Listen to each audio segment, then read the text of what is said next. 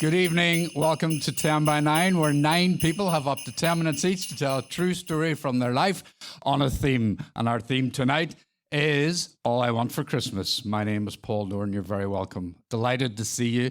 Full house. Oh my goodness. What a joy. And I suppose it's a generational thing. But if you see the theme All I Want for Christmas and you think Mariah Carey, fine. If you see All I Want for Christmas is my 2 front teeth, you're probably more my generation.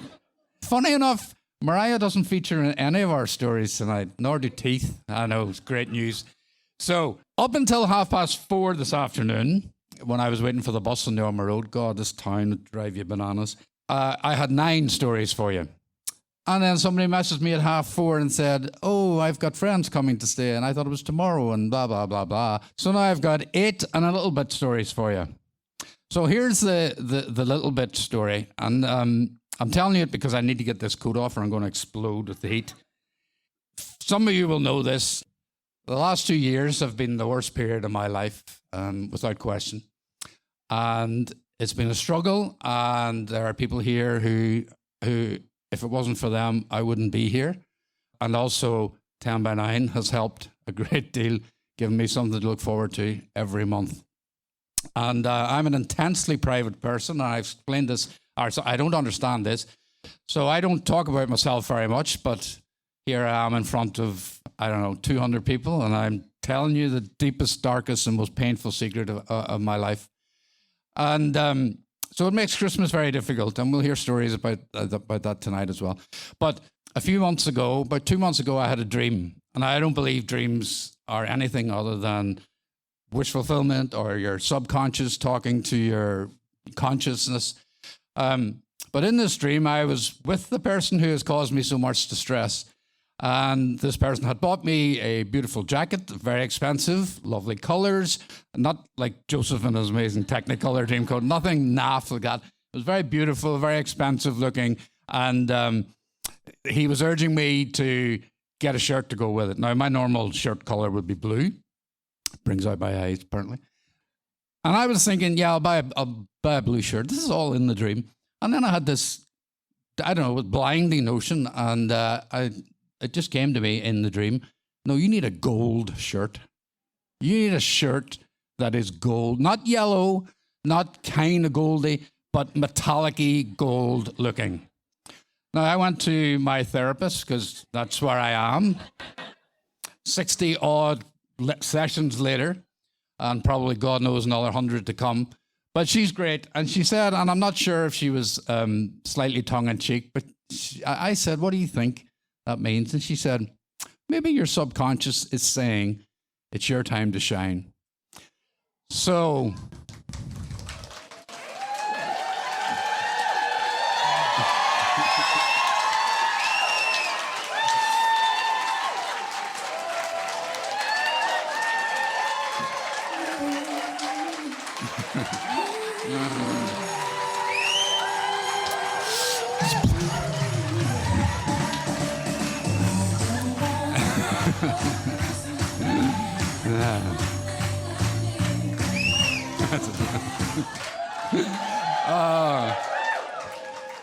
that is a true story. As you can see, here's the proof. So dreams can come true. Who'd have thought it? It's the most horrible material I have ever worn. Oh my goodness. You're welcome to come and stroke it later.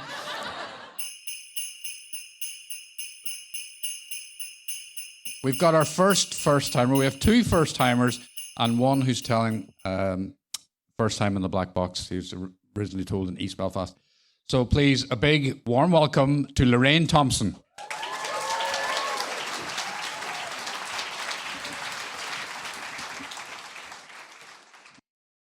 It's Christmas 2023. My sister Maureen has just lifted the present I have carefully wrapped for her. I wait with anticipation to see her reaction. As they say, the gift is in the giving. She opens the present and she's very happy with the tin whistle I have bought her. She's always wanted to play a tin whistle, but never learned. But there is an audible groan when she sees the accompanying gift, because It's the 9th time she has received it. Let me explain. 9 years ago, my Auntie Joan bought my 2 sisters, Maureen and Dorothy, and me, the same Christmas present. I don't want to seem ungrateful, but for Christmas 2015, my aunt bought each of us a purse. It was the exact same purse for all 3 of us. And let's just say her taste was not the same as ours. None of us were exactly enamoured by this dark brown, half furry, half suede, quite large beast of a purse. Think love child of Zippy and Bungle from Rainbow. Thankfully, my aunt wasn't there to see our reaction when we opened our presents. My sister Maureen said, "Yuck, that's going straight to the charity shop." I agreed that I couldn't see me using mine either. As soon as Christmas was over, Maureen sent her purse to the charity shop, and that was that. Or was it? When Christmas 2016 came around, we met on Christmas night, as always, to exchange our presents. My sister found a present on her pile with just Maureen written on it, no from. So intrigued about who had given her the mystery gift, she began to open it. I watched in anticipation to see her reaction. Her face said it all, and I won't repeat what she said when the same, let's face it, ugly purse reappeared. I had wrapped my purse from the year before. Round 2. She was not amused. So I was careful to make sure I stole back the purse to be able to re-gift it the following year. The same thing happened at Christmas 2017, but I wasn't quick enough to steal back the purse. I thought, well, that's the end of the ugly purse. But my younger sister then got in the act and informed me she still had hers. So for Christmas 2018, I had Dorothy's purse wrapped up to give to Maureen, who now thought we had a never-ending supply. She said, but I still have the one from last year in my bedroom, so where has this one come from? With that knowledge, I was able to get one of her daughters to find that purse. And we then had 2 purses to wrap the next year.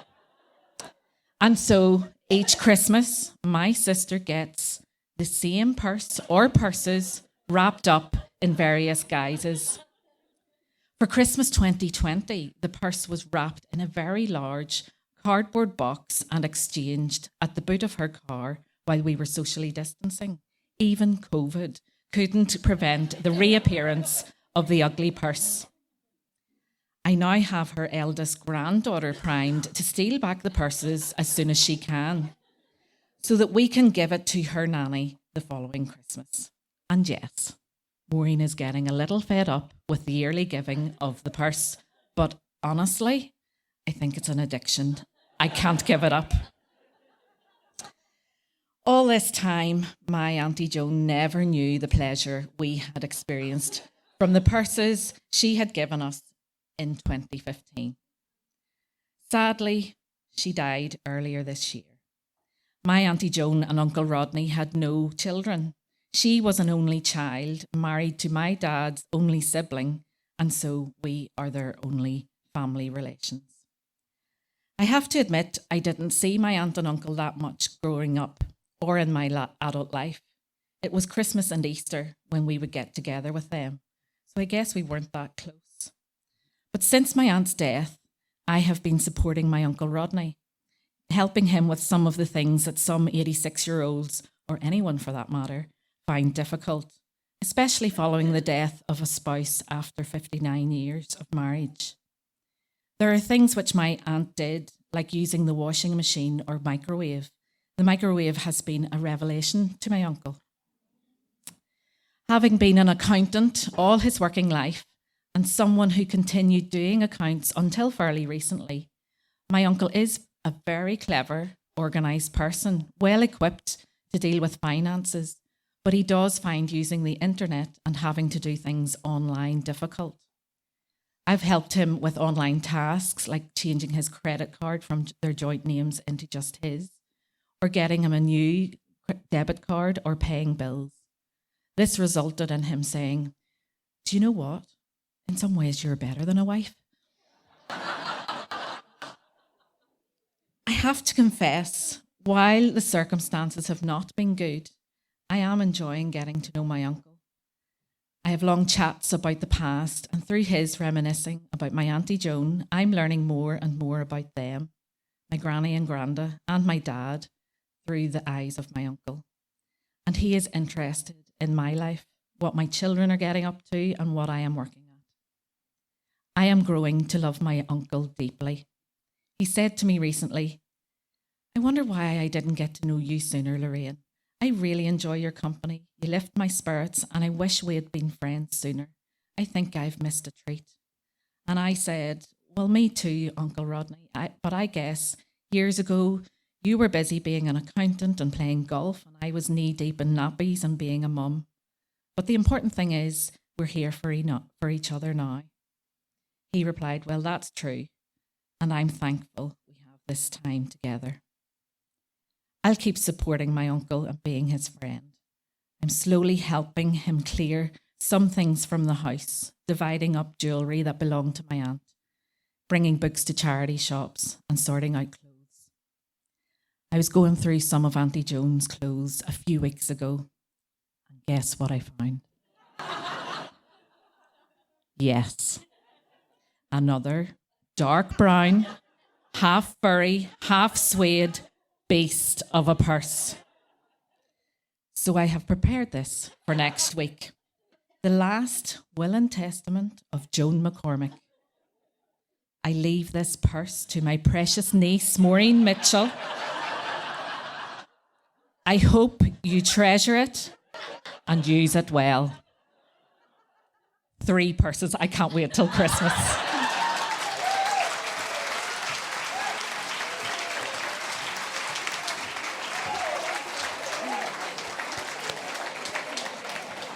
Oh, it's why I love Town by Nine. Lorraine, we have waited. Why have we had to wait so long for your first story? That was fantastic. Brilliant. Thank you so much.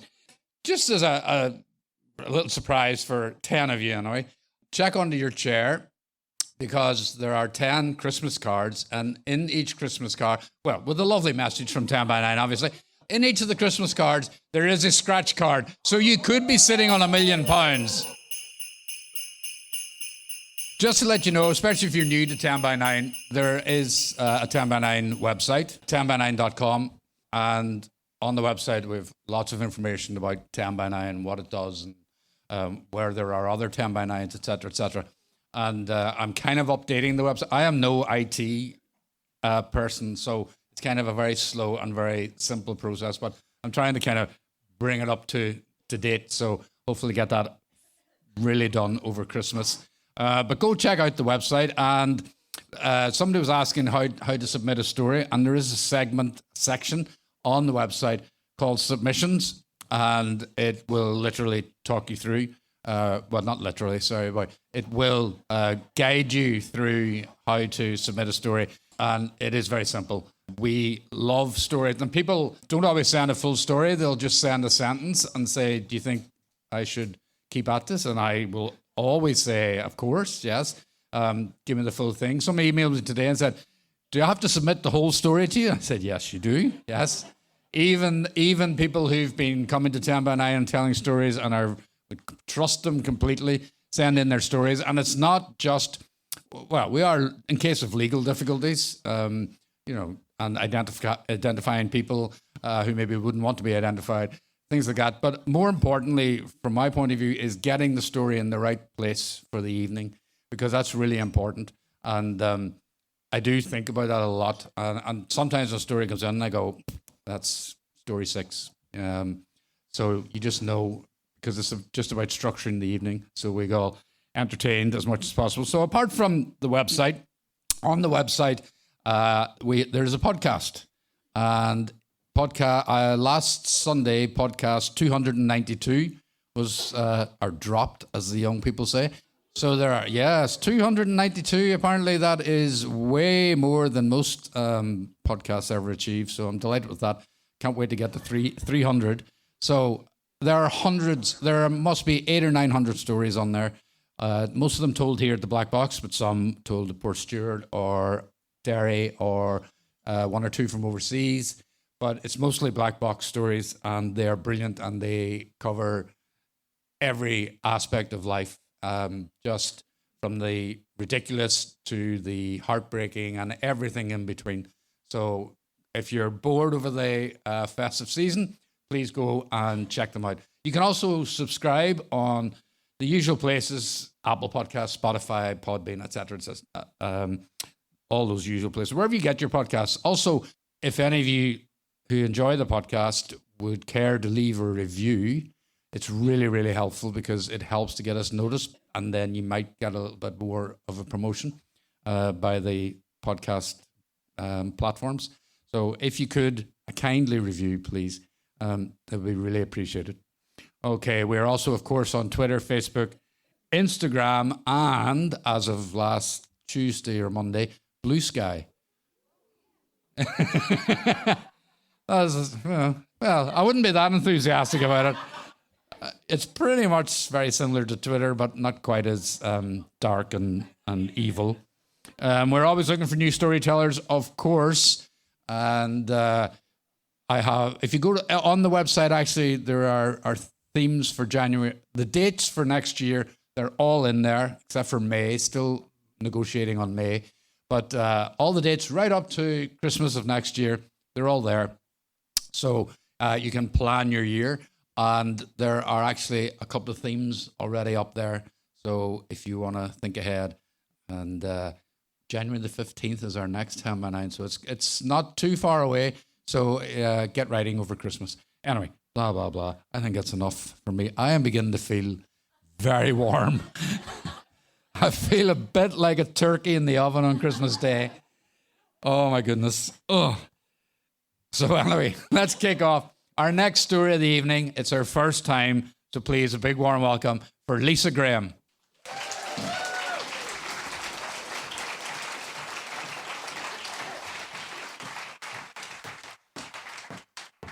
It was all my fault, really.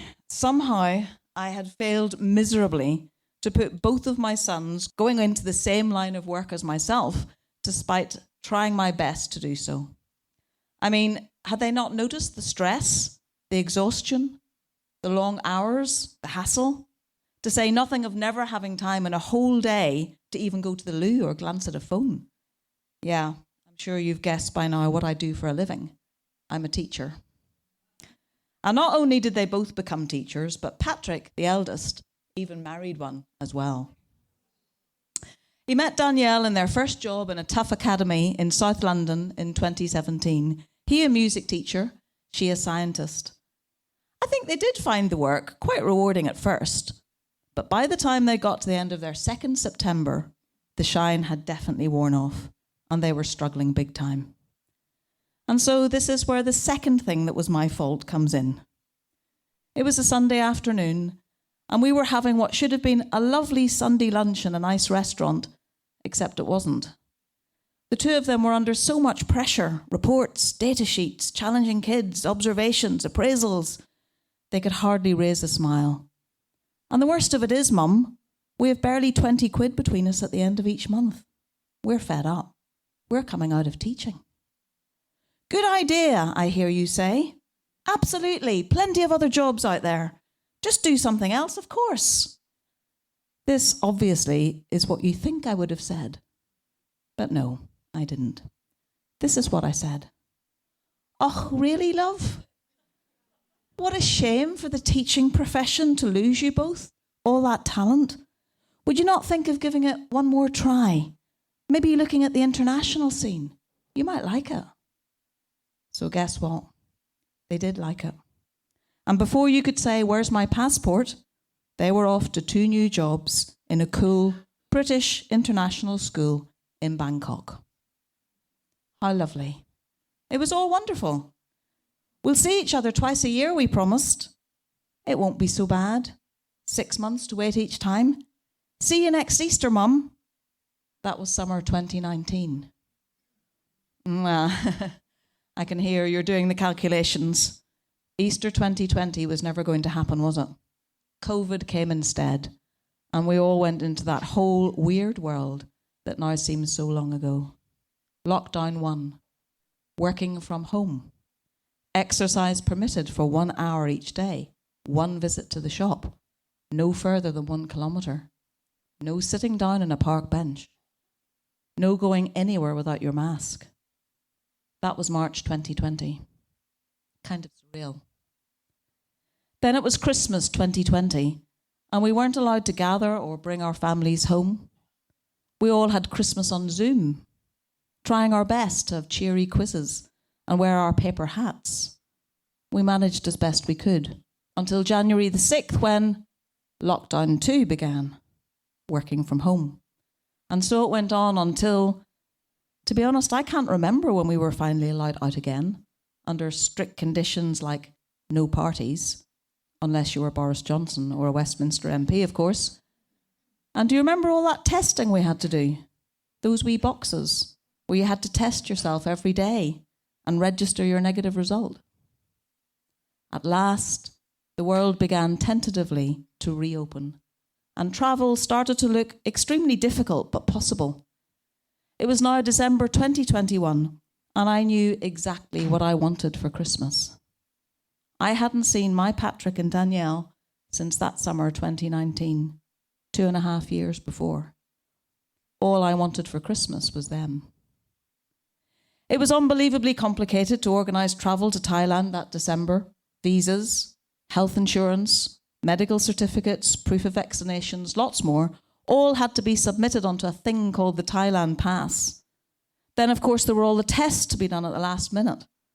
Not the wee lateral flow tests from the boxes in the cupboard.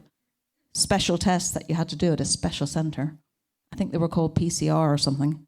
You had to book them, pay £70, and then queue up after work all the way down the street to have them done 24 hours before flying. You're probably, some of you, remembering all of this. I sat up all night waiting for the results to finally ping in at 5:30 in the morning, just in time to get up for work. By the time we were at last in the queue for our flight that evening, clutching our Thailand passes, I was beside myself with stress, as I had been for the prior 6 weeks. At the same time, there was relief. There I was, on my way to spend Christmas with my lovely boy and his lovely wife, 2.5 years older than when I'd last seen them. Phil, my partner, and I arrived in Bangkok. More testing, and then whisked away in a taxi to our destination, the specified hotel where we must stay for the first 7 days of our trip, as outlined by the Thai authorities. Patrick and Dan's were there to meet us, and what an amazing moment that was. Probably one of the best moments of my life. We had made it, and our gorgeous Thai Christmas was stretching out in front of us. Or was it? The next morning, as I got up to make a cup of tea and sit on the balcony surveying the beautiful turquoise sea, a text message popped onto my phone. It was the reception of the hotel, reminding us that we needed to do yet another COVID test, a lateral flow one that they'd given us when we arrived. To be honest, I was by then quite blasé. Ripped open the packet, shoved the cotton bud down my throat, swirled the liquid round in the wee pipette without thinking too much, until I saw the result. 2 black lines in the wee window. Phil, I've done the COVID test thing and it's bloody well positive. What? You're joking. You better do yours too. He did. Another 2 black lines. Shit. We knew what this meant. I mean, we were lucky in that we were not ill at all. We had no symptoms whatsoever, but we were in Thailand. And a positive test meant being taken away to a hospital hotel, imprisoned in a room for 10 to 15 days, which, by the way, we had to pay for at the cost of £1,500 each. Our entire Christmas trip would be spent in an isolated hotel room, and we would emerge just in time for our Boxing Day flight back to London. Fuck. Phil and I fell out at this point for about 4 hours. He's at the back of the room, so I have to be careful about what I say now. He really thought we could get out of this somehow. I knew we couldn't, and I didn't fancy spending 10 years in a Thai prison because we tried to. So, sure enough, we were locked into the Power Hotel in a room which got no sun whatsoever. There was a window in the corridor outside our room where the sun shone in for a couple of hours each day, and I would creep out and just get my feet into the little golden square of warmth when I dared. No one came near us except to deliver meals outside the door. Often these came an hour earlier than the allotted time, so they were cold and congealed by the time we collected them. So we lost some weight, silver lining. We dealt with putting the days in different ways. Phil slept most of them away. I had about 10 good books on my Kindle, thank God, and I set about reading each one. Our balcony looked out over a golf course, so we spent the afternoons watching golfers, commenting on the shots, betting on the outcomes. And after Patrick and Danielle were allowed out of their house, they had to isolate for 7 days because they'd been with us. They were able to find a wee spot on the far side of the course and wave to us while talking on the phone. All I had wanted for Christmas was to be with them. This wasn't quite what I had in mind. They managed to get a few things sent up to the hotel room, which were a godsend. And I found Patrick's Christmas card to us when I was preparing for tonight. This is what it says. It says in capital letters, "This is shit." I don't know where he got that language from. I blame his father. But we can't tell you how much it means to us that you're here. We hate that we are separated for Christmas, but we will make up for it when you're out. Lots of love. The story does have a slightly happy ending, however. The nice doctors who phoned us every day to ask how we were suddenly surprised us on the morning of Christmas Day. Amazingly, we were to be allowed out, having served our designated sentence. We staggered out, blinking, into the sunlight, and had one very precious day together before heading for the airport the next day. We didn't get our Thai suntans, but we did get a moment. It's Christmas 2024. Patrick and Dan's are heading to sunny Bangor for Christmas. They'll be with me in about 19 hours. Can't wait to see them. Nothing can go wrong this time, can it? All I want for Christmas are a few more moments this time. It's not too much to ask, is it?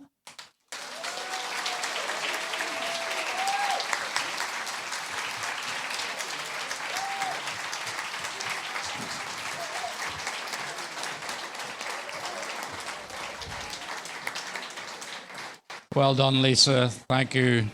Thank you so much. I hope it goes well for you tomorrow. Is Phil there? Where is he? Give us a wave, Phil. Hey, good man.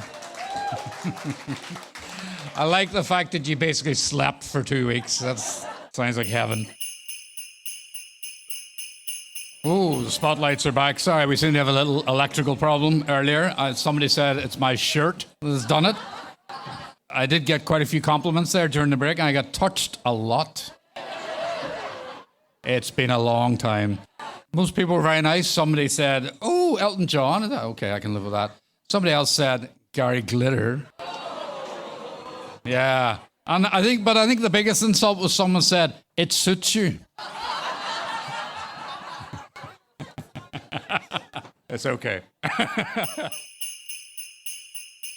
It's his first time telling a story at the Black Box. He told a story at Templemore Baths in the summer when we were there, which was a fantastic venue. So please, a big warm welcome for Terry McCartan.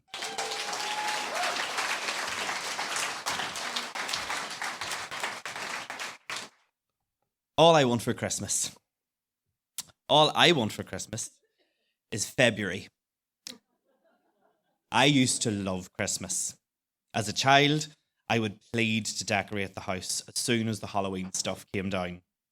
Extension leads of fairy lights and paper chains would cover my bedroom at an environmentally concerning rate. Nothing says festive like a fire hazard. A normal, happy Christmas. Mum, Dad, my 4 siblings and I around the table, not having to worry about fighting because we were laughing and sharing stories of fights from years before. The year I opened one of my younger brother's presents and he bit me, so I slapped him and was told I had ruined Christmas, all before 8 a.m. The following year, he got a supersized remote-controlled race car. On its maiden journey, My sister and I stole the remote control off him and chased him with the car and subsequently ran him over with it twice. And my favourite, the Christmas Eve, the same brother found a dead bird outside and trying to throw it over the hedge into the field, lost his grip and sent the coal shovel smashing through the living room window. Every year, the same stories with the odd new one here and there. Then Mommy got sick. Her last full day at home was the 15th of December. My sister was getting married during No Man's Week, the time between Christmas and New Year, where days mean nothing and you're 80% chocolate and alcohol. The girls went to Dublin and the boys went to Galway for the stag and hen do's, leaving Mum and Dad at home in the house with my youngest sister. A few hours after we left, Mum asked for an ambulance, which meant she'd probably been feeling real pain for about 6 hours and feeling like crap for a day or two before that. When the paramedics came to lift her, the driver said to Dad about how beautiful the house looked, and in fairness, it did. The tree was fat and tasteful with decorations spaced nicely. There had been an outright ban on coloured lights for years at this stage, and the warm white glow bounced delicately off ceramic snowmen and shepherds. We'd got a new garland, which slouched over the crackling fireplace like a pine needle boa. If you squinted, you'd swear the grate was about to tap its cigarette and say, "Grandma, it's me, Anastasia." The goal every year was to make the place look less McCartan and more McAllister, i.e. Home Alone. Sure, what good is any of it? Dad said as they wheeled Mum into the back of the ambulance. Her next trip down the lane would be on Christmas Day when Dad drove her back to the hospital, and the time after that would be in a hearse 6 weeks later. The next few weeks were spent in and out of Craigavon Hospital visiting, hoping she'd get her strength back for her next round of chemo. A seamstress my sister had booked an appointment with was kind enough to bring some samples of Mother of the Bride outfits. She sat in the waiting room, making adjustments to the jacket so the syringe driver could hide on her inside pocket. A beautiful silver two-piece.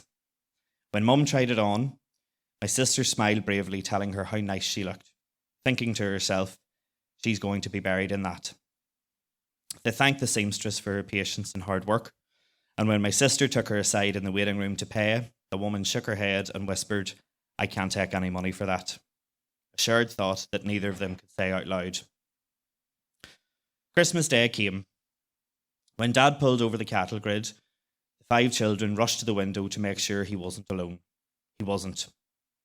She was the only present we wanted that year, even if it was just on day release. She came in the back door, no shopping bags or presents, this time with 2 alien-looking boxes hanging in straps over her shoulder. The syringe drivers, plural. 1 on each side. If you don't know what a syringe driver is, count yourself lucky. It's not a hideous device. Clear, hard plastic encasing a battery-powered syringe that slowly releases morphine into the system, roughly the size of a VHS box. If you don't know what a VHS is, it's past your bedtime. The day flew in, and we all ignored the Santa hat-wearing cancerous elephant in the room. Granny came round for photos with Auntie Ange, and we all smiled. I don't remember her being as grey on the day, but the photographs don't lie. She did look sick, tired. Not the mum of Christmas days past. 6 o'clock came, and she headed back to the hospital, not before taking half the turkey, ham, stuffing, and a fresh loaf with her for the nurses. We tell ourselves it's nice that her last day was at home for Christmas. We push aside the fact that she didn't see one Christmas with her grandchildren destroying the house, one Christmas at her daughter's houses for a change, or one Christmas on the other side of the world complaining about the heat and missing home. So we just tell ourselves it was nice. On the 28th of December, my sister got married.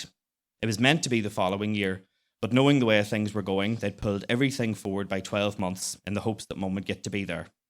A spot became available in Newry Hospice, not for end-of-life care, but for respite, and she was advised to take it. She'd been given the date of the transfer, the 28th of December. Even if she wanted to, she wouldn't have had the strength to make it to the Mass, let alone the reception. But, determined to be there for my sister and the rest of us, she rang ahead and explained the situation to the hospice. They brought her in that morning, around the same time my sister was walking up the aisle.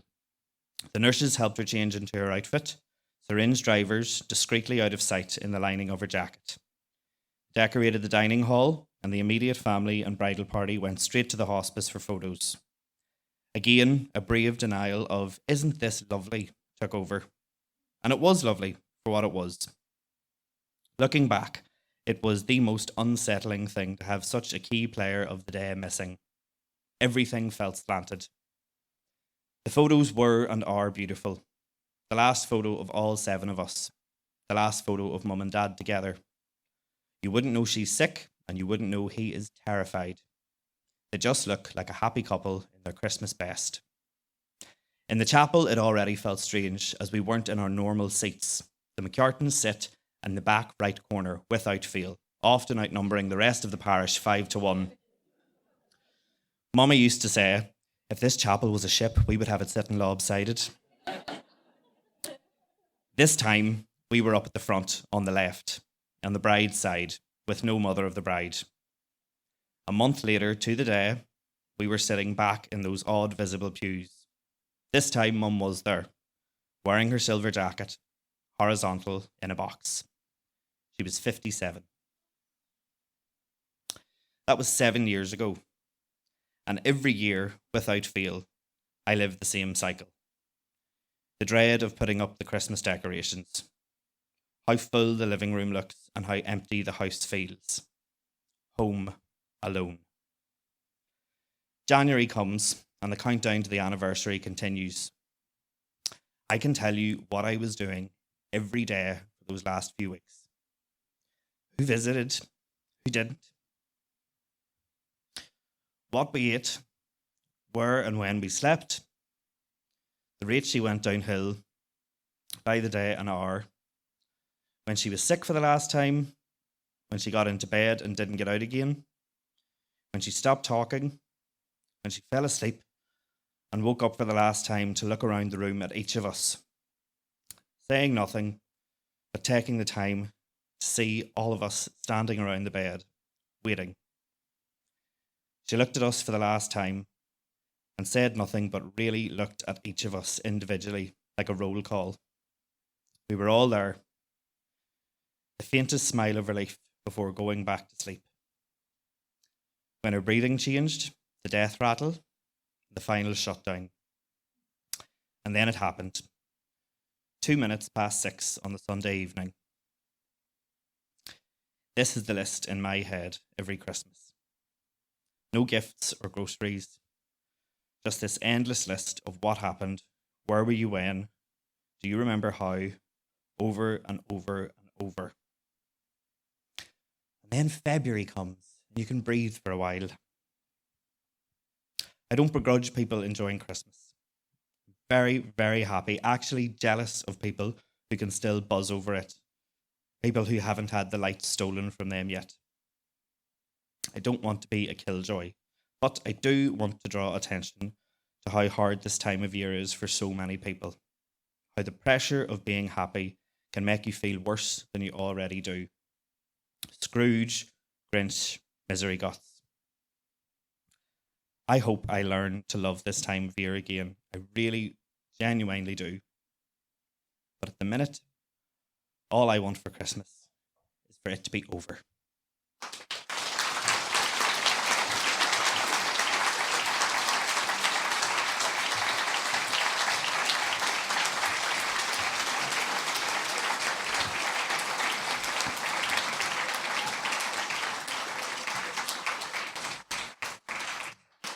Oh, Terry, I think you spoke for so many people in this room. Christmas can be a very, very tough time. I really genuinely hope you get your Christmas back someday.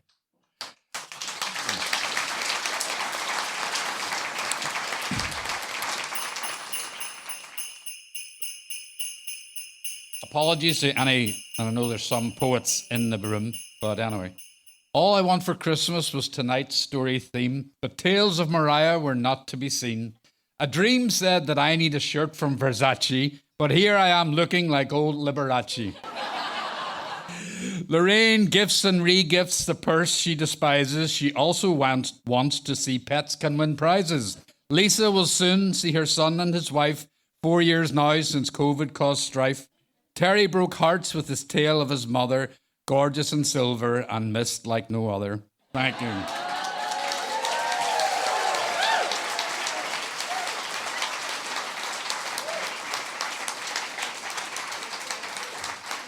Oh my goodness, what a night, what a night. It's been fantastic. Fantastic stories, wonderful variety. Throw out a theme and people just come back with their interpretation of it, and I love it. A big thank you to you, the audience, for being so wonderfully warm and supportive and kind. To our storytellers, to me, for just being, you're so much a part of the experience. It's not just the stories, it's not just the storytellers. The audience is very much a part of it. You laugh, you react, you cry. I noticed a lot of that tonight. So please, thank you so much for being just wonderful. I love you all.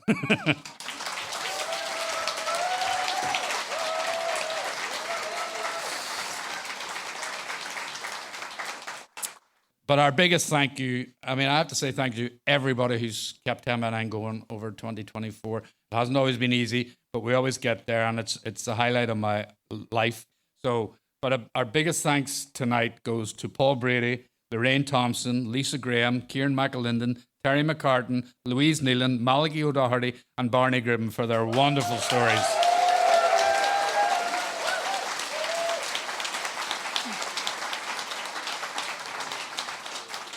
Now, I've got a surprise for you. As I said, when Paul Brady told his story at the start, he will be returning. So this from me, I really mean this. Please have a lovely Christmas. I hope it's everything you hope for, and a happy new year, and we'll see you in 2025. Ooh. So here's Paul Brady to send us all home. Good night.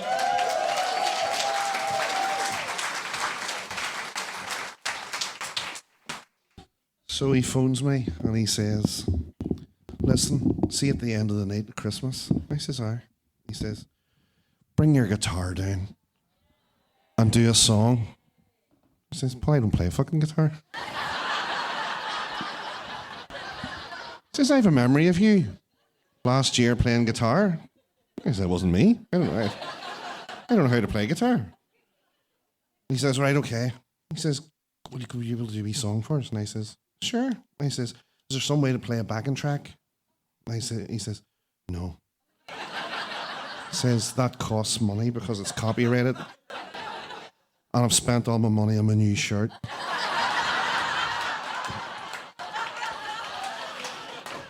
I says, right, I'll see if I can come up with something. I says, but it'll require... I says, many people do you think will be coming to 10 by 9? He says, Christmas, probably going to be bunged. Are you right? He says, it'll require some crowd participation. But not much. Because I know people get a bit weird. So I do it once and everybody can figure out what it is. And I'll have a super secret saying. The super secret saying is this. And when I do that, you do this. So, and it's dark as well, purposely, so that you can't see anybody sitting beside you. So listen carefully, it's very complex. La la la, la la la, la la la la la. You make that last note kind of wistful. So again, it's complex, listen carefully. La la la, la la la, la la la la la. Look into the distance if you feel like it. Chestnuts roasting on an open fire. Jack Frost ripping at your nose. Yuletide carols being sung by a choir. Folks dressed up like Eskimos. Everybody knows a turkey and some mistletoe helps to make this season bright. Tiny tots with their eyes all aglow will find it hard to sleep tonight. They know that Santa is on his way. He's loaded lots of toys and goodies on his sleigh. And every mother's child will try to spy to see if reindeer really know how to fly. And so I'm sending out this simple phrase from kids from 1 to 92. Though it's been said many times, many ways, Merry Christmas from the shirt and tan by night. Merry Christmas from me and all of mine. Merry Christmas to you. La la la, la la la, la la la la la. Merry Christmas, everyone.